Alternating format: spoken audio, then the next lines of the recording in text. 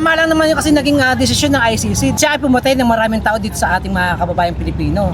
Dahil against human rights yun. Kung sasabihin nila for humanity consideration, siya hindi nagkaroon ng konsiderasyon sa iba, tapos saan niya pwedeng konsiderasyon? Mali yun. Bring him bone. Sir, maistorbo lang kita, no? Sir, dito sa issue nung pag-reject ng ICC sa interim release ni dating Pangulong Duterte, yung Bring Home Duterte, biglang naibasura. Ano masabi mo rito, sir? Ay tama lang naman yung kasi naging desisyon ng ICC, no?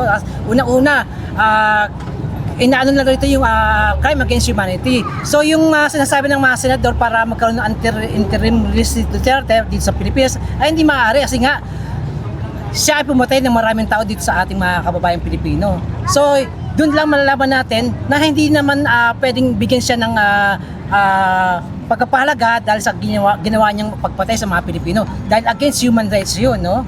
So kung sasabihin nila for humanity consideration, siya hindi nagkaroon ng konsiderasyon sa iba, tapos saan niya pwedeng konsiderasyon? Mali yun. So, pabor ka, sir, na hindi siya pabalikin ng Pilipinas? Bring him bone. So, grabe naman pala yan, sir, no? Paano yan, sir?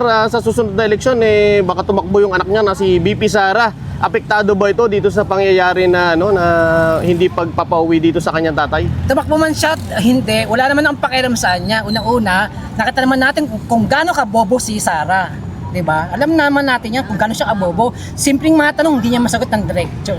Kung lalapit sa si Sara, tihingin yung boto mo, anong sasabihin mo sa kanya?